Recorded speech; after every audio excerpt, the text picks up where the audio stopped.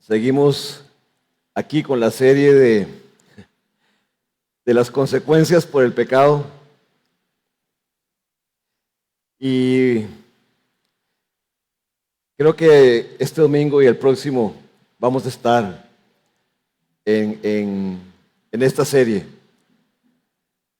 Estaba estudiando Salmo 51 y es imposible.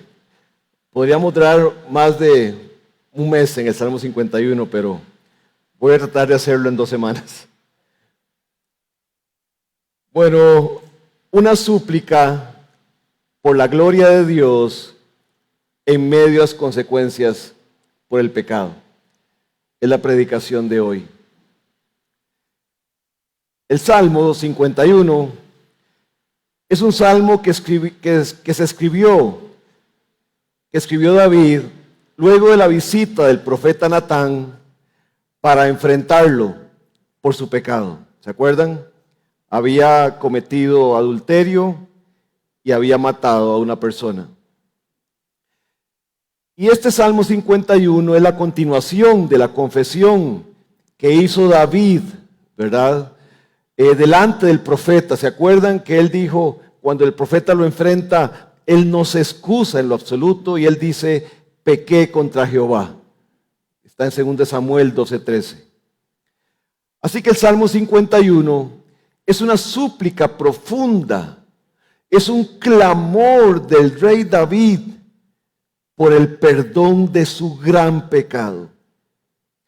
Pero también es una súplica para que su vida glorifique al Señor en medio de las consecuencias que el profeta Natán ya le había comunicado. Su hijo moriría y la espada se levantaría en su casa y 3 hijos más serían muertos por el pecado que David había cometido. En medio de estas consecuencias, en medio de este contexto, en medio del anuncio de las tragedias que vendrían a la familia de David, nace este salmo. Es la súplica de una persona agradecida que no solo conoce la Escritura, sino que conoce al Dios de la Escritura. Son 2 cosas muy diferentes. Y siendo consciente de sus consecuencias, en todo el Salmo 51, ni siquiera las menciona. Solo quiere ser perdonado y que Dios lo limpie hasta lo más profundo, porque solo quiere tener una vida en medio de esas consecuencias, solo quiere tener una vida que glorifique al Dios justo, que le manda consecuencias, pero misericordioso, que lo perdonó. Creo que esas 2 cosas son las que vemos en el Salmo 51. Un clamor por el perdón, pero un clamor por glorificar a Cristo, glorificar a Dios. No hay queja, no hay una sola queja en el Salmo 51. No vemos oración alguna para que Dios le quite las consecuencias. No, Dios, no mates a mis hijos. No, ni una. No se ve amargura y tampoco se ve ningún reclamo de qué injusto, Dios, con esto que me tocó vivir. Hoy en el Salmo 51 veremos 4 puntos, pero hoy solo veremos 2. Pero se los voy a decir. Una súplica por el perdón de su pecado. Suplica porque su pecado es demasiado bajo. Conociendo la bajeza de su pecado, suplica por una vida limpia que glorifique a Dios. Y con esta vida nueva, vemos que él adquiere un compromiso para vivir solo para la gloria de Dios. Creo que esto es de suma importancia para nuestra vida. En medio de que la iglesia cristiana está siendo invadida por el humanismo. Hoy la iglesia cristiana se enfoca en el hombre. Se enfoca en los beneficios del hombre. Aún en los beneficios que obtiene el hombre por obedecer a Dios. Y la Biblia no se enfoca en el hombre, la Biblia se enfoca en Cristo, en Dios. Escuchaba a un famoso pastor y psicólogo en la televisión decir que las madres deben sacar tiempo para ellas mismas, que deben buscar cumplir sus metas y deben buscar realizarse aparte de su matrimonio y de sus hijos. Y nunca menciona que esa mujer debe vivir para la gloria de Dios. La iglesia está cayendo en cosas espantosas como esas. No hay gloria de Dios. No hay vivir para la gloria de Dios. Todo es para nuestro beneficio. ¿Qué saco yo con venir a la iglesia? ¿Qué le saco a Cristo? Ya le saqué no ir al infierno, hay que sacarle algo más. Es increíble lo que estamos viviendo. Por eso tu propósito en esta vida es vivir para la gloria de Dios. Todo lo que hagas, todo lo que comas o bebas, todo lo que hagas, hazlo para la gloria de Dios. ¿Esto que voy a tomar glorifica a Dios? ¿Lo glorifica? ¿O es para sentirme bien yo? Así que tu propósito de vida es vivir para la gloria de Dios. Así que, si algo quiero yo de esta predicación es que se acuerden de esto. Vive agradecido para su gloria, aún en medio de experimentar consecuencias por tu pecado. Repito, vive agradecido para su gloria, aún en medio de experimentar consecuencias por tu pecado. No voy a leer el Salmo porque es un poco largo y lo voy a leer paso a paso, pero vamos a orar. Padre Santo, aquí estamos un grupo de pecadores, Dios, que no merecen más que el infierno. Señor, te hemos despreciado, hemos vivido para nosotros. No buscamos tu gloria en lo que hacemos. Yo te pido que hoy, por favor, seas misericordioso con nosotros. Nos perdones. Y por favor, Dios, llévanos a vivir para tu gloria. Ya no vivir nosotros para nuestras metas y anhelos, sino para que tú seas glorificado. Te lo rogamos en el nombre de Cristo Jesús. Amén. Súplica por el perdón de su pecado. Dice el Salmo 51, 1 y 2. Ten piedad de mí, oh Dios, conforme a tu misericordia, conforme a la multitud de tus piedades, borra mis rebeliones.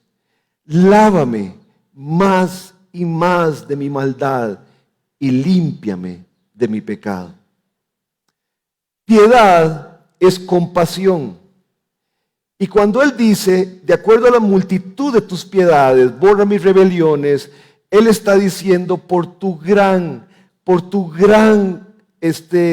compasión, borra, limpia, perdona mi pecado. David reconoce que pecó estando consciente del mal que estaba haciendo, ¿verdad? Él no dijo, ay, no me di cuenta. No, él sabía y reconocía que había pecado, estando consciente de lo que estaba haciendo. Y esto lo convirtió en un rebelde que rechazó de plano la autoridad de Dios. Era un rebelde. Él sabía lo que la Escritura decía acerca de lo que había hecho. Él lo sabía perfectamente. Números 15, 30 al 31 dice esto. Mas la persona que hiciere algo con soberbia, así el natural como el extranjero, ultraja a Jehová, esa persona será cortada de en medio de su pueblo, por cuanto tuvo en poco la palabra de Jehová y menospreció su mandamiento enteramente será cortada esa persona, su iniquidad caerá sobre ella. Ustedes saben,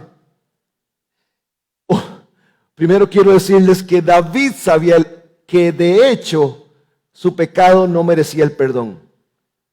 Ni siquiera podía hacer un sacrificio por su pecado. ¿Ustedes saben eso? Cuando una persona pecaba por yerro, por equivocación, la ley decía que trajera un cordero o una cabra o un novillo y lo presentara.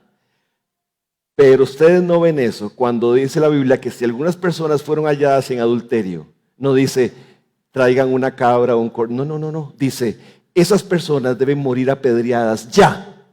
David sabía que ni siquiera podía presentarle a Dios un sacrificio por su pecado. No había solución para su vida, merecía la muerte y él lo sabía. Y aún así, él reconoce su pecado, ¿verdad? Solo merecía la muerte. Y a David solo le queda un recurso ante su juez: implorar misericordia. No le quedaba otra cosa más. No había excusa por lo que había hecho. Pero David también conocía la Escritura.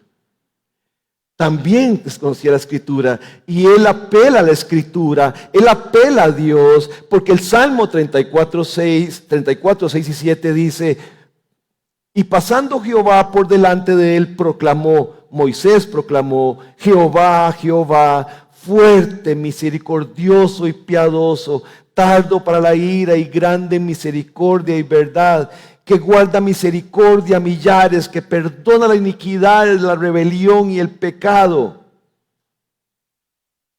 Qué bonito que es leer toda la Biblia, ¿verdad? No solo bonito. Y que de ningún modo tendrá por inocente al malvado, que visita la iniquidad de los padres sobre los hijos y sobre los hijos de los hijos hasta la tercera y cuarta generación. Él sabía y él apela a la misericordia de Dios, pero también acuérdense, él tiene buena memoria porque es una persona que pasaba tiempo en la palabra y él se acuerda que Dios había hecho un pacto con él en 2 de Samuel 7, donde Dios dijo: no apartaré nunca la misericordia de David ni de sus hijos, aunque castigaré con vara sus rebeliones. Así es que David apela a la palabra, apela al pacto que Dios había hecho, apela al Dios misericordioso, no le quedaba de otra. David no se apoya en su punto de vista. David no se apoya en la situación que está pasando. Su único apoyo, su única ancla era la palabra de Dios. No tenía otra ancla de donde tomarse, de donde sostenerse. Y es que solo la fe en la palabra de Dios pudo acallar sus temores para no volverse loco ante las consecuencias que vendrían. Era de volverse loco. Y David, en su corazón había este versículo: por heredad he tomado tus testimonios para siempre, porque son el gozo de mi corazón. Salmo 119, 111. Dice el puritano William Gurnall, dice: entonces la fe persuade al alma para que en un acto atrevido se apoye en Dios por medio de Cristo. Mientras no perdamos de vista el corazón misericordioso de Dios, mantendremos la cabeza fuera del agua, aunque no vemos evidencia alguna de nuestra propia virtud. Qué precioso, eso es lo que hace la fe. Eso es lo que hace la fe, mantener nuestra cabeza fuera del agua, aunque a veces solo la nariz nos queda. Pablo le decía a los filipenses: asidos de la palabra de vida, ¿verdad? Asidos de la palabra de vida. Yo me imagino esa palabra asidos como estar ahí delante de ese vidrio y querer meter las uñas en el vidrio para sostenerme en una promesa de la palabra de Dios, porque me estoy hundiendo. Ha sido de la palabra de vida. Y en nuestra vida van a venir situaciones que si yo no vivo así, me perderé. Agarrados, agarrados de un versículo, de medio versículo, para no volverse loco con lo que estamos pasando como consecuencia de nuestro pecado. Hermanos, hay momentos en la vida donde no queda de otra. No hay donde apoyarnos para salir de la arena movediza que nos quiere llevar a un fondo de incredulidad destructiva. Y es solo a través de la Escritura por la que sabemos que Dios es misericordioso. Y debemos llenar nuestro pensamiento de los versículos que hablan de su misericordia, pero también de sus hechos misericordiosos, como este que tuvo con David. Eso producirá la fe que se necesita para momentos donde el cristiano se encuentra en una vida contraria a lo que debería ser una vida de santidad, sea porque ha fallado o sea porque Dios lo está entrenando para algo. Otra vez Gornal dice, así la fe saca al cristiano de sus atribulados pensamientos, donde se esconde sin esperanza, y vuelve su queja en oración ferviente por la gracia que tanto necesita. Toda la inversión de tiempo en la Escritura no dejó a David igual. Todo el tiempo que David pasó leyendo la Torá y pasó leyendo a los profetas que habían sido escritos hasta entonces, todo eso, ¿verdad?, produjo en él algo maravilloso. Su corazón fue suavizado. Y por la fe en esta palabra, él está saliendo de la arena movediza, de la conmiseración, de la amargura, de la culpa, que a tantos por su incredulidad hoy se los está tragando. Y se los ha tragado a través de la historia. Pedro y Judas oyeron exactamente por 3 años las mismas palabras. Así como ustedes. Ahí estaba Pedro, ahí estaba Judas. Oyendo la misma palabra que suavizó a Pedro, endureció a Judas. Qué terrible, qué terrible. El mismo sol que tiene la capacidad de derretir la cera, tiene esa misma capacidad para endurecer el barro. Qué terrible. John Frame decía, la palabra de Dios es tan poderosa que nunca nos deja igual. O te suaviza el corazón, o te lo endurece. O te lo endurece. Qué gran peligro, hermanos y amigos, qué gran peligro en no tener reverencia ante la Escritura. Qué gran peligro es oír la Escritura sin reverencia. Es más, la oigo para juzgarla, si me parece o no me parece.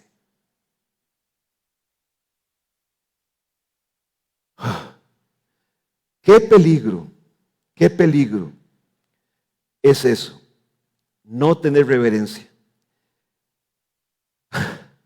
David tuvo una actitud correcta ante la Escritura y por años él había vivido obedeciendo a Dios, creyendo a Dios, glorificando a Dios. La Escritura, dice, llegó a ser su delicia. Pero Hebreos 4:12 da una sentencia terrible. Y dice que a muchos no les aprovechó el oír la palabra de Dios por no ir acompañada de fe en los que la oyeron. Por no ir acompañada de fidelidad en las que oyen. Cuando yo oigo la palabra de Dios y no soy fiel para obedecer, ahí empezó el endurecimiento de mi corazón. Es peligroso oír la palabra de Dios. En cambio, Dios podía David podía clamar: oh, cuánto amo yo tu ley, todo el día es ella mi meditación. Salmo 119, 97. ¿Qué diferencia? Por lo tanto, él sabe que de nada sirve apelar a Dios por su dolor, por lo terrible de sus consecuencias, por lo que pueda pasar, por conmiseración. Tampoco se victimiza o se excusa en manera alguna por su pecado. Hoy, cuando nos vemos en consecuencias por haber pecado, solo nos queda pedir perdón y esperar en la misericordia de Dios. Solo eso nos puede sostener en medio del dolor que causa las consecuencias por haber pecado. Saben, a veces pienso que el problema principal de nosotros es que no esperamos sufrir por las consecuencias del pecado. No esperamos. Esperamos: ya Dios me perdonó y ya Dios se olvidó y no hay consecuencias. No esperamos sufrir consecuencias por el pecado. Entonces, cuando las consecuencias vienen, se vuelve una tragedia.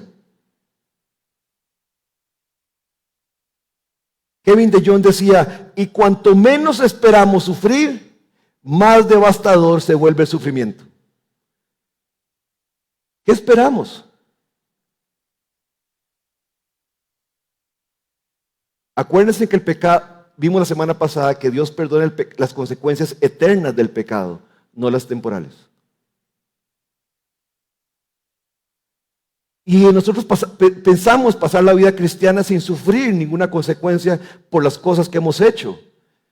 Pero cuando vienen las consecuencias, como yo no espero sufrir, el sufrimiento se vuelve más grande. Y esto pasa porque algunos, al no conocer la Escritura, o habiéndola conocida y no fueron fieles para obedecerla, caen en la trampa de la incredulidad. Y en el Salmo 77, ¿verdad? Ahí Asaf nos presenta algo.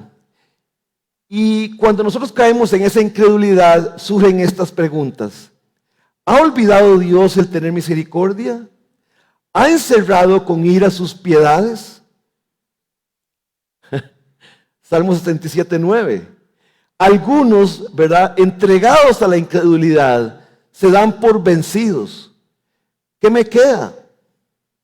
Ni modo, me toca, ¿verdad? Ya no soy útil para Dios, ya no puedo, ya no soy útil para Dios.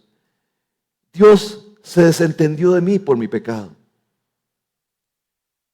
Otra vez Gurnall nos dice: la incredulidad es el Belcebú, el príncipe de los pecados, que hace pecado a todos los demás. La incredulidad es la madre de todos los pecados. ¿Verdad? Es más, hasta entran en amargura con Dios cuando reciben consecuencias por el pecado. Caen en amargura. La amargura se habla en Hebreos 12:15. ¿Sabe dónde está colocada ese versículo de la amargura? Exactamente después del pasaje que habla de la disciplina y del castigo de Dios a los creyentes. Ahí está situado ese versículo. Mirad bien, no sea que alguno deje de alcanzar la gracia de Dios, que brotando alguna raíz de amargura, esta os estorbe y por ella muchos sean contaminados.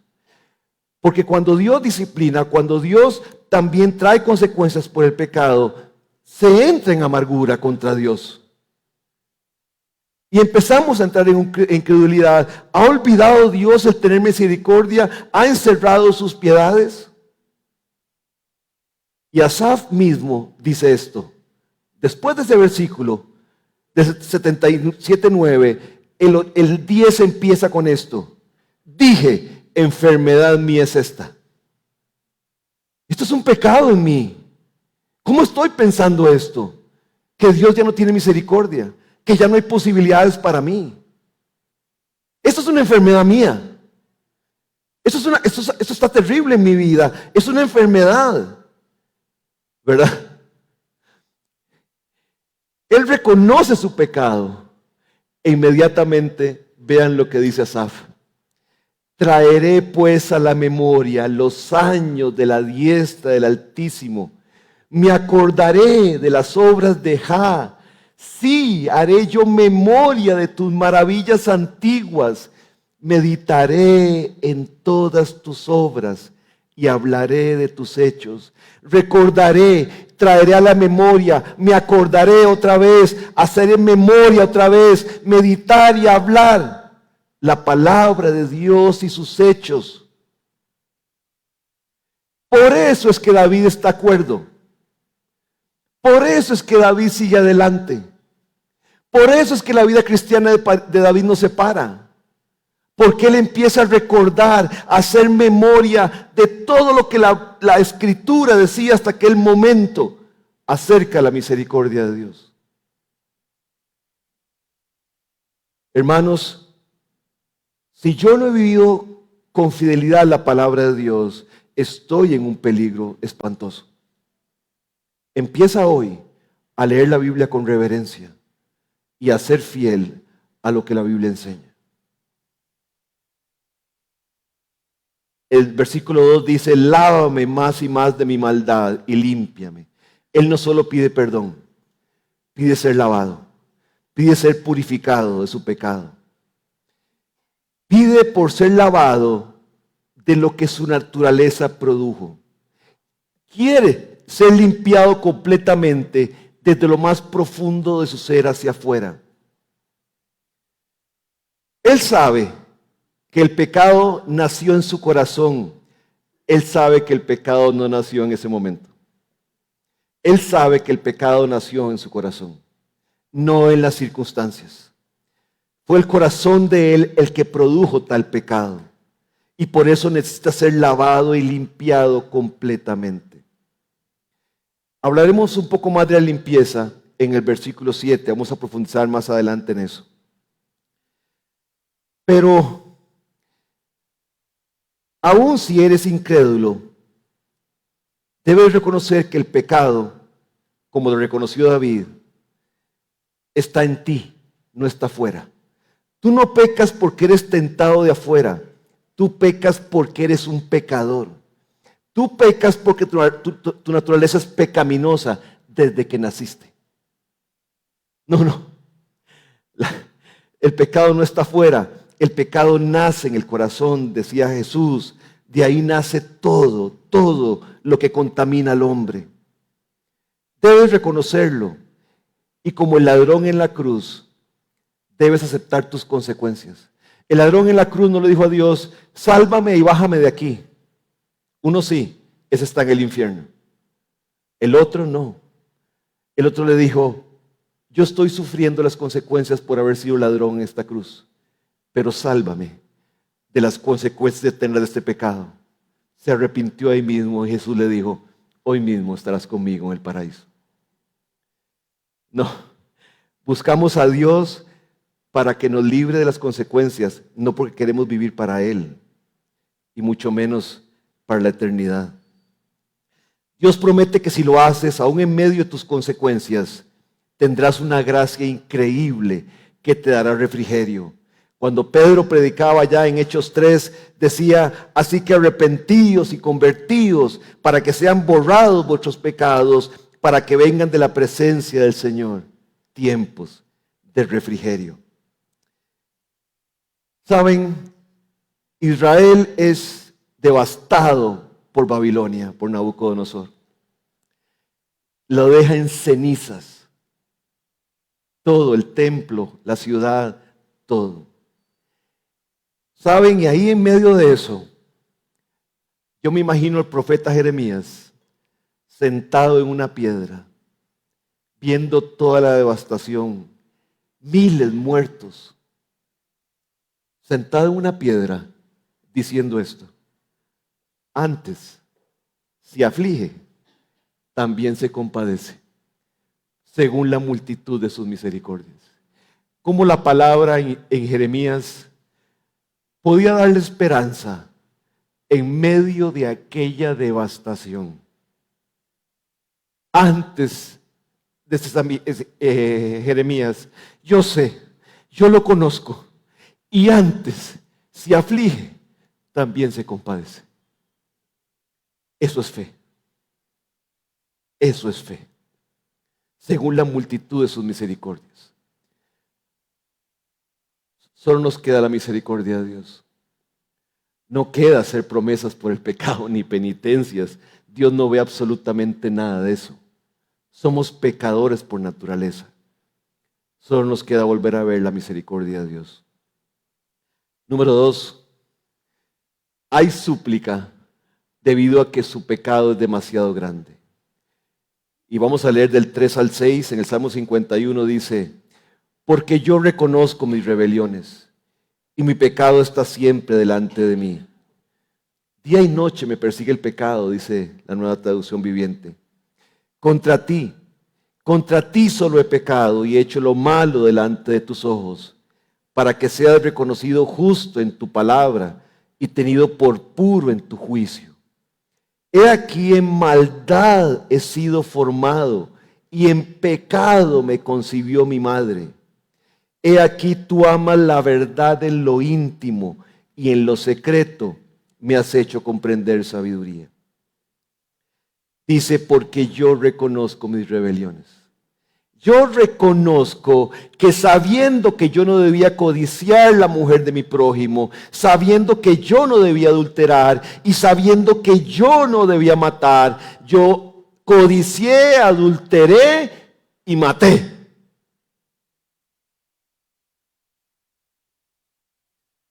Eso es reconocer. La Biblia dice que benditos aquellos que jurando aún en daño suyo, no por eso cambian. Aquellos que van a un juicio y aunque lo que tenga que decir va en contra de él, dice la verdad. No importa lo que eso implique. Eso es reconocer. Eso es reconocer. David está reconociendo sus rebeliones. Él reconoce la bajeza de su pecado porque fue una rebelión abierta contra los mandamientos de su Dios. Y que ese pecado no fue una acción. Ese pecado nació en su corazón ahí mismo. Y por lo tanto, Dios es justo en enviar las consecuencias que le está enviando. No hay queja. No hay queja. Reconocer la bajeza del pecado es el principio de un arrepentimiento genuino. Yo nunca podré arrepentirme si no entiendo el tamaño de mi pecado. Y por eso la gente no se arrepiente, porque piensa que no ha hecho cosas tan malas. Es terrible, ¿verdad? Pero también es el principio de una restauración que traerá gloria a Dios. Dice Job 33, 27 y 28.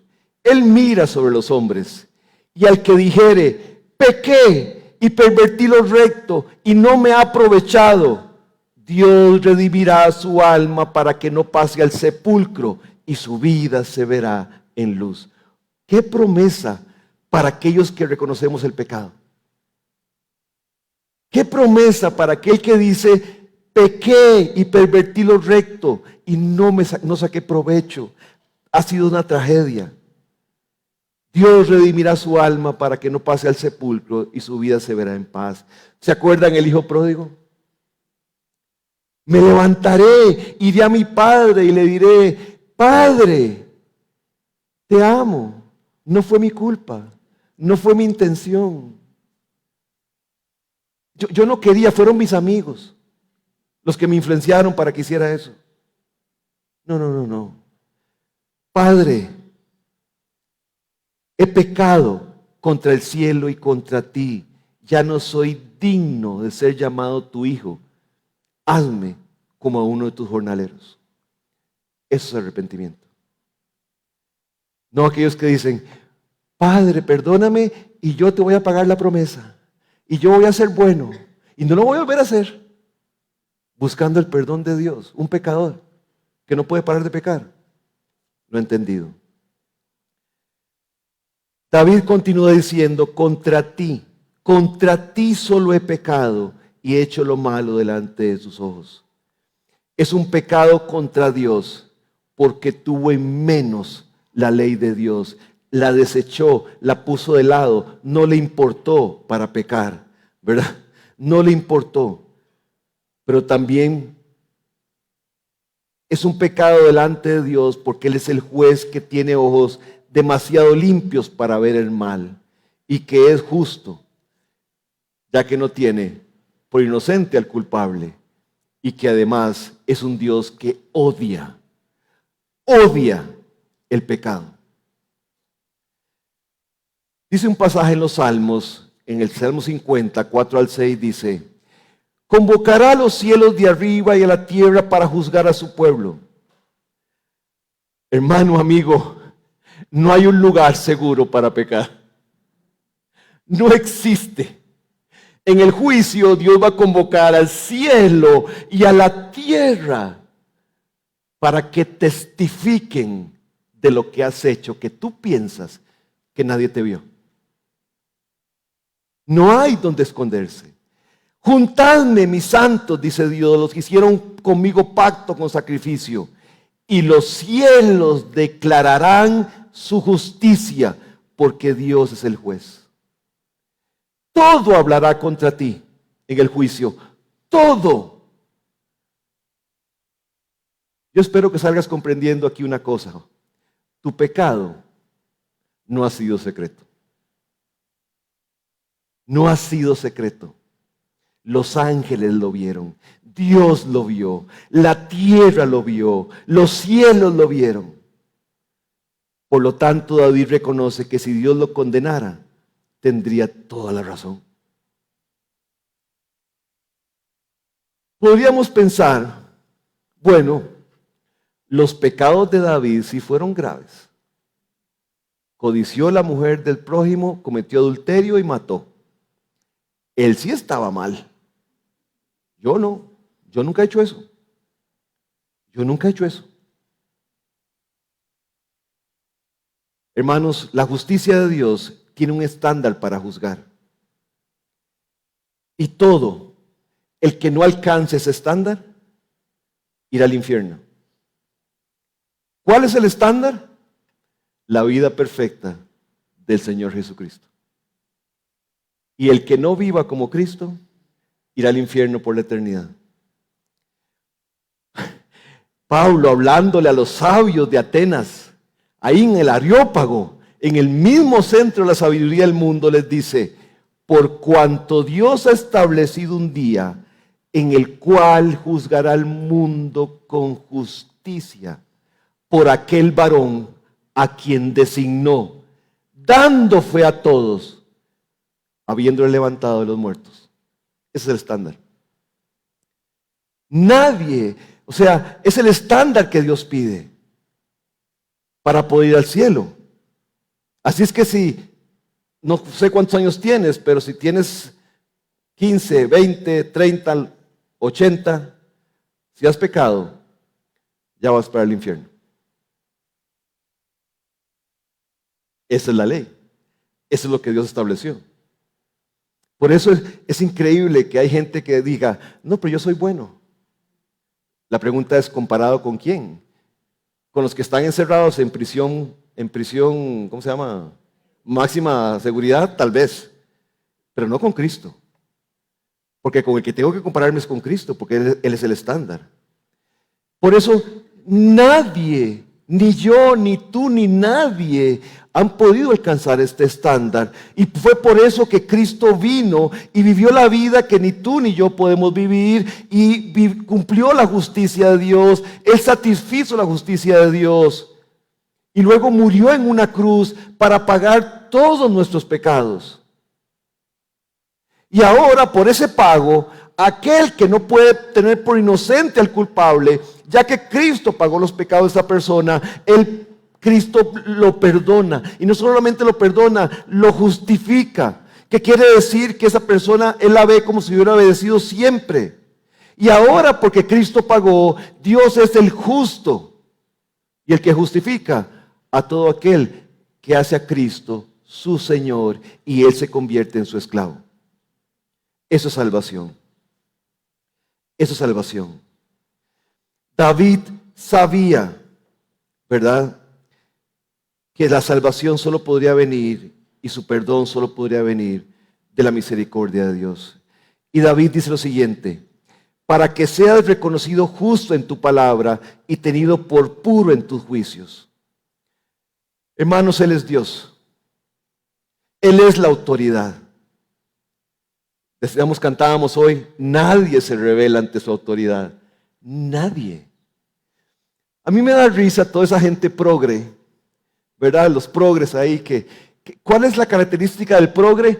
Yo hago lo que a mí me gusta y nadie me puede decir nada. Y ellos se pavonean de su libertad.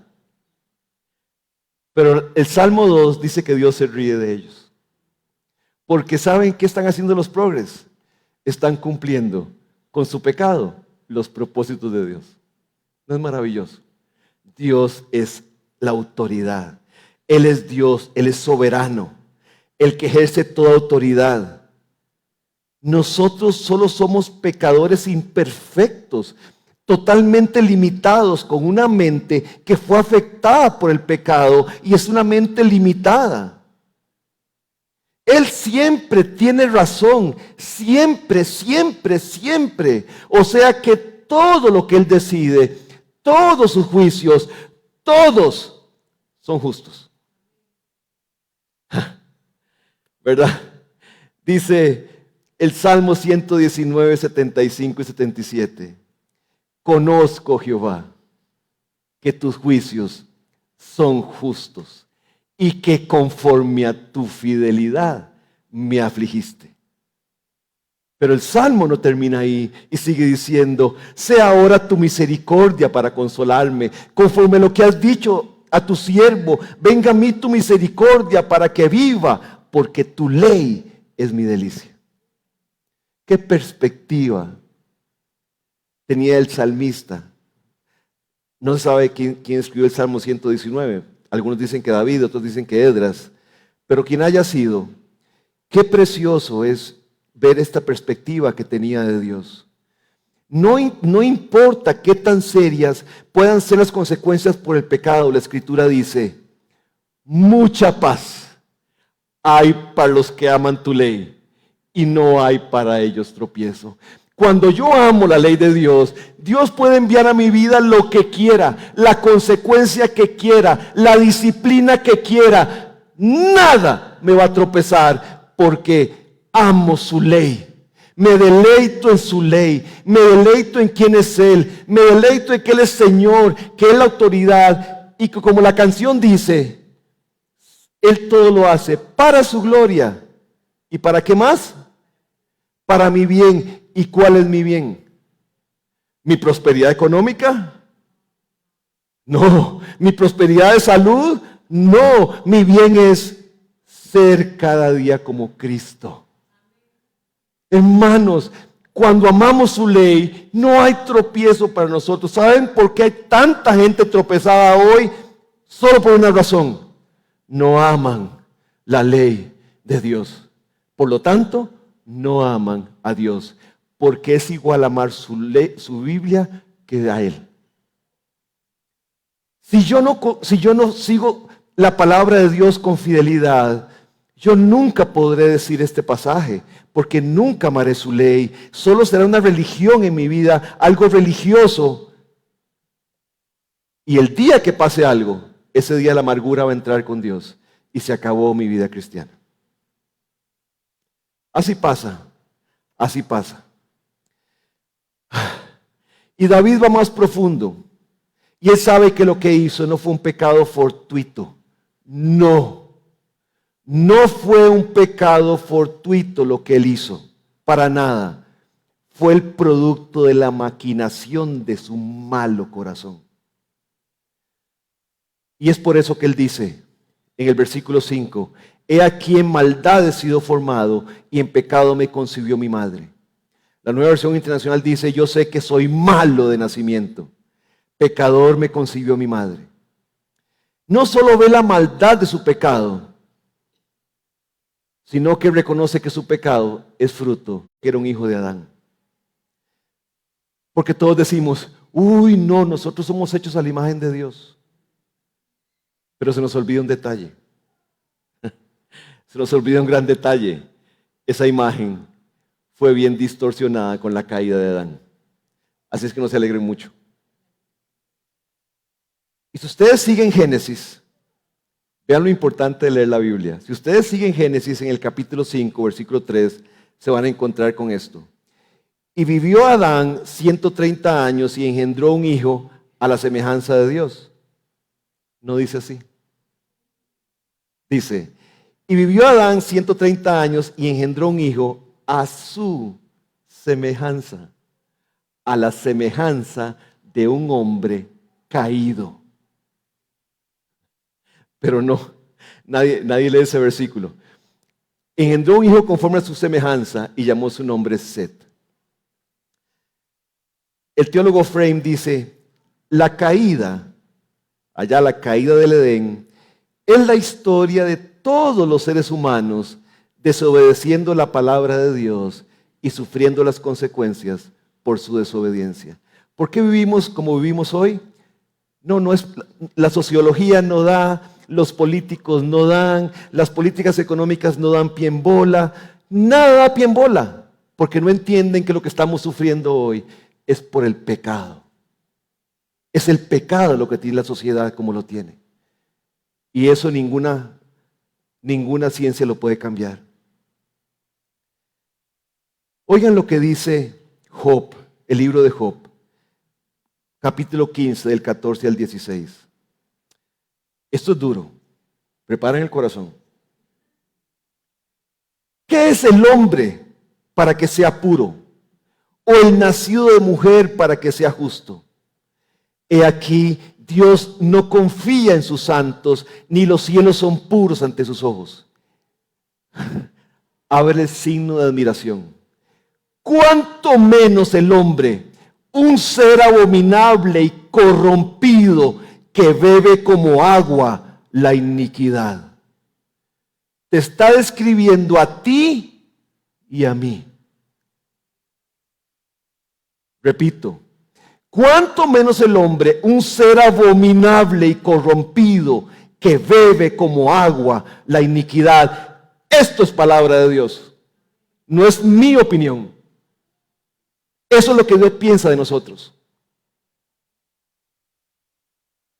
¿Cómo queremos obviar de alguna manera esta realidad? ¿Cómo queremos salir corriendo para no oír la verdad que nos enfrenta con lo que somos?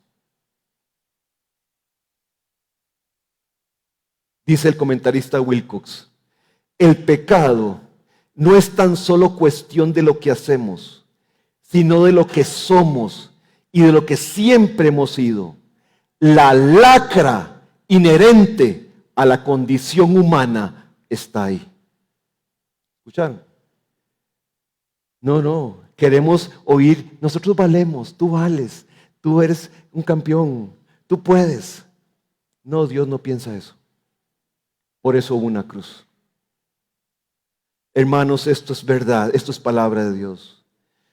David no usa esta condición de tener una naturaleza pecaminosa, como muchos la usan para excusar su pecado. Dicen, así soy, así me hizo Dios, así me criaron.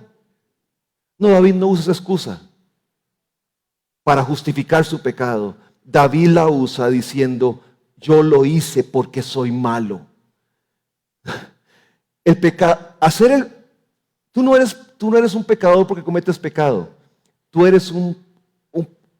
cometes pecado porque eres un pecador. Esa es nuestra naturaleza, ¿verdad? David no usa esta condición, ¿verdad? No usa. Tampoco dijo, fue un desliz que no me di cuenta.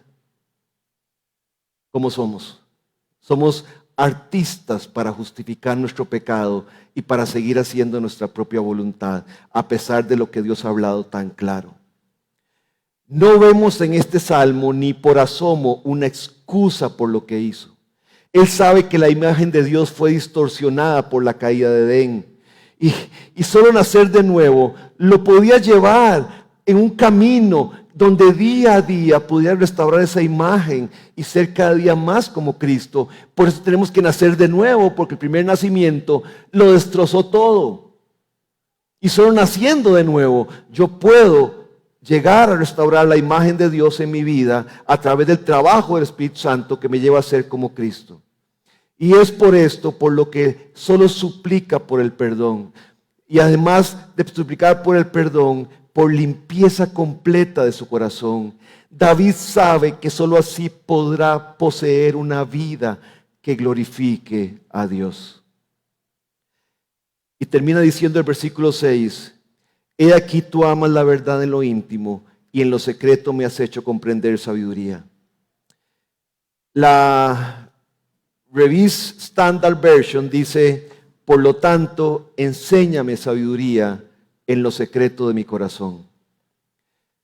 Solo la palabra de Dios puede penetrar tan profundo y llegar a lo íntimo de nuestro espíritu, como lo hace una espada de dos filos que penetra hasta partir el alma y el espíritu y llega hasta las coyunturas y los tuétanos, ahí hasta el centro de los huesos.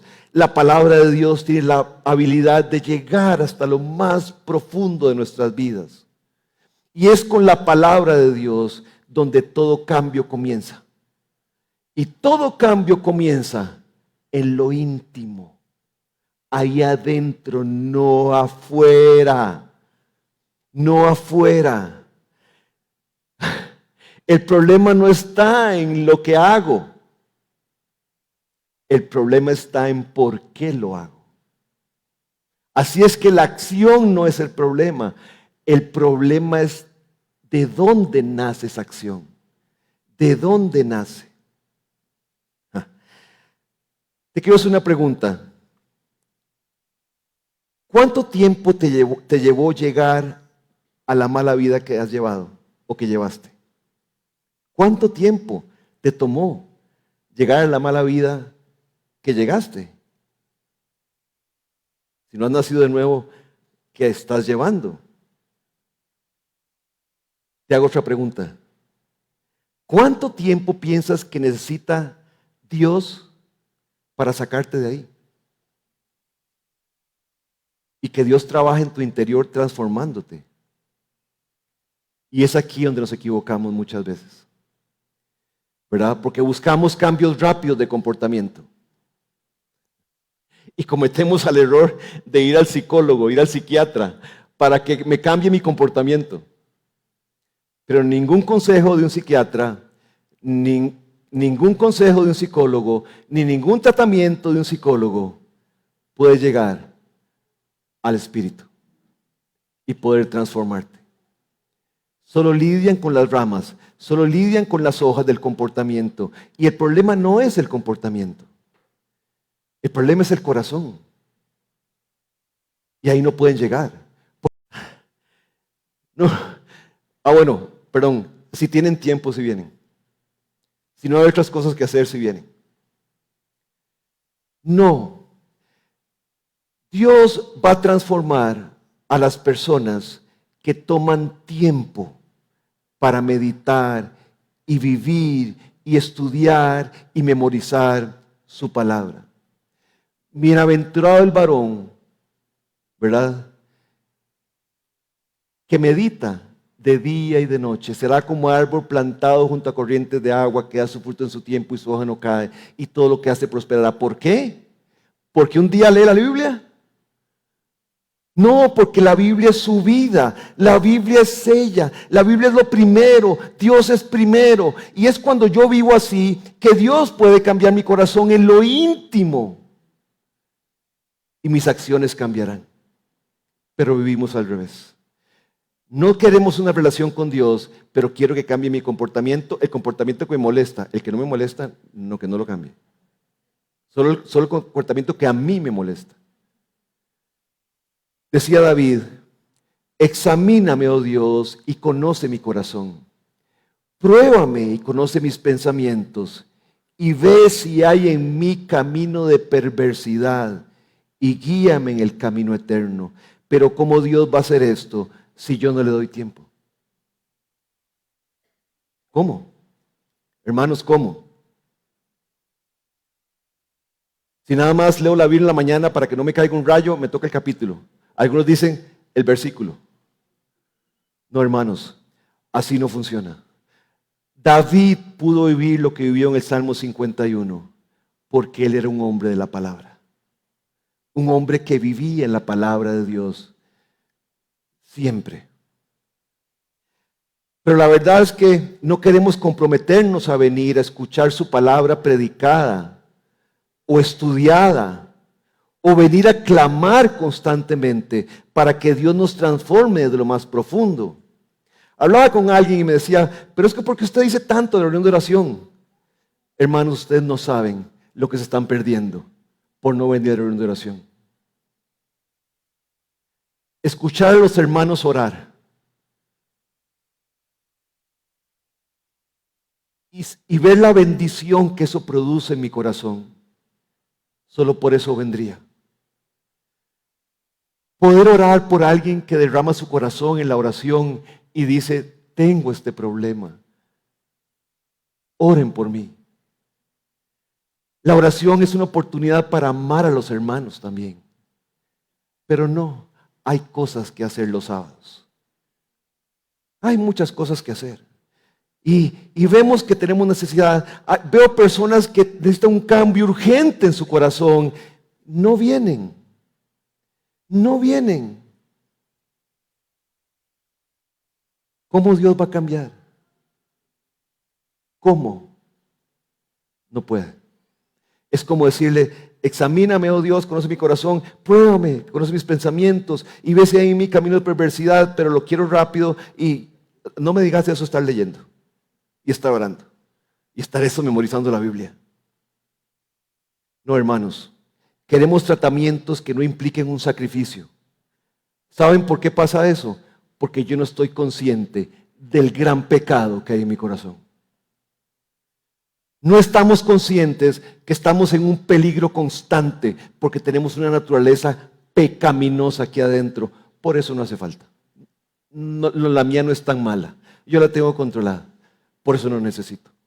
Lo mismo pensó David. Lo mismo pensó David. Y cayó en lo que cayó. Hermanos, el consuelo no vino a David por su intelecto, ni su sabiduría, ni su parecer, ni su esfuerzo por luchar con las consecuencias. Tampoco vino por arrancar lástima. Clásico en nosotros, ¿verdad? Contar nuestros problemas para arrancar lástima. ¿Verdad? Solo vino por la palabra de Dios que él tenía en su corazón. No vino por esta palabra, hermanos. La salvación de David no vino por esta palabra. Pongan atención a lo que estoy diciendo. La salvación de David vino por la palabra que estaba en su corazón. La que está aquí no me sirve, solo para estudiarla y aprenderla, pero no me sirve en las batallas diarias. La palabra que sirve es la que está en el corazón, que yo he guardado, estudiado, he memorizado, he meditado. Esa fue la palabra que salvó a David de no volverse loco con las consecuencias que vendrían. Solo él tenía su corazón puesto en la palabra.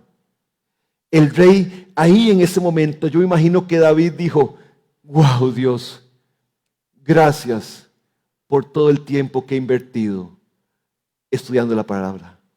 Gracias por todo el tiempo que he invertido leyéndola, memorizándola, estudiándola, escribiéndola. Gracias, Dios, por cada vez que fui a la reunión de oración y cada vez que fui al estudio y cada vez que fui al servicio. Gracias, Dios, porque esto que oí, que estudié, que memoricé, es lo que me sostiene con vida hoy. Hermanos, no es aquí. Es aquí. No hay de otra. La palabra poderosa estaba actuando, recordándole quién era Dios, en extremo misericordioso, pero también recordándole quién era Él, un pecador depravado. Eso es lo que hace la palabra. Y esa depravación no estaba tanto en lo que hizo, sino en su naturaleza, en su forma de ser. Porque menospreció cuánto Dios lo había bendecido. Pero hermanos, quiero decirles algo más. Él solo tenía una promesa, bueno, 2 promesas, o 3 o 4 promesas escritas, ¿verdad? Y dichas por medio de Natán. El pacto y que Dios le había remitido su pecado, perdonado su pecado. Eran cosas dichas y algunas escritas como la Torá. Hermanos, nosotros no solo tenemos las promesas escritas, nosotros tenemos un calvario que sucedió hace 2000 años. Nosotros tenemos el Evangelio, un hecho histórico que nadie puede negar, que Jesús murió y resucitó. A David lo sostuvo el pacto que Dios hizo con él, un pacto, digamos, de la boca de Dios, valioso porque era de Dios, y eso lo sostuvo y es suficiente. Pero hermanos, nosotros tenemos el Calvario, la prueba del amor de Dios por nosotros y la prueba de su odio por el pecado. La tenemos ahí. Y oigan, hermanos, sí, Dios hizo un pacto con David, pero con nosotros también. Este es el pacto que haré con ellos, dice Dios. Pondré mis leyes en sus corazones y en sus mentes las escribiré. Y añade, y nunca más me acordaré de sus pecados y transgresiones. Hermanos, pero no solamente tenemos eso. No solamente eso, sino que sigue diciendo, pues tendré misericordia de sus iniquidades y nunca más me acordaré de sus pecados. Y no solamente eso, dijo en la última cena, esta es mi copa, la copa del nuevo pacto en mi sangre, la cual será derramada por ustedes. Hermanos, tenemos miles de razones para tener más fe que David. Miles de razones. Miles. David disfrutó tener el Espíritu sobre él. Nosotros disfrutamos haber sido sellados con el Espíritu Santo. Gracias a Dios. Por estas promesas, no importa cuántas consecuencias tengamos por el pecado. No importa. Podemos ser felices y vivir para la gloria de Dios si ponemos nuestros pies sólidos en esta roca inconmovible que es Cristo en nosotros, la esperanza de gloria. Amén. Vamos a orar.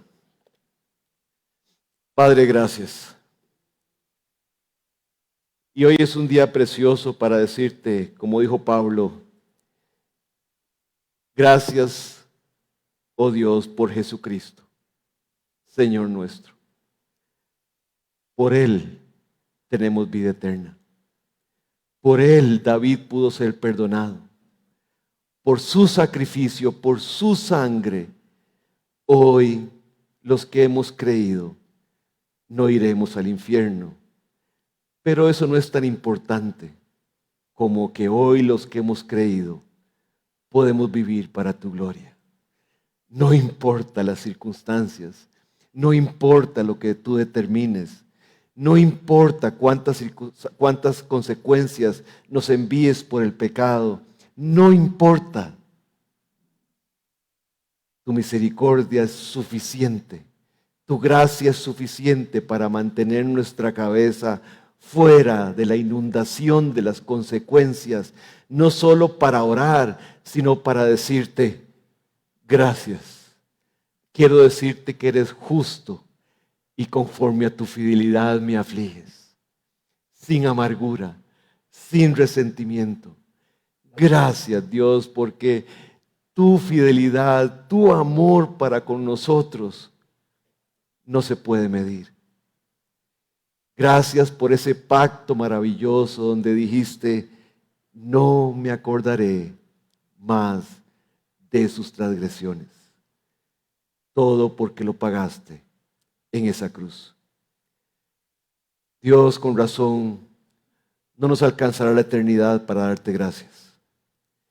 Y Padre, por favor, ayúdanos a entender quiénes somos y que busquemos tu auxilio en lo privado, en cada medio de gracia posible que tenemos, para que tú logres transformar no nuestro comportamiento, porque sabemos que nuestro comportamiento es el fruto de lo que somos.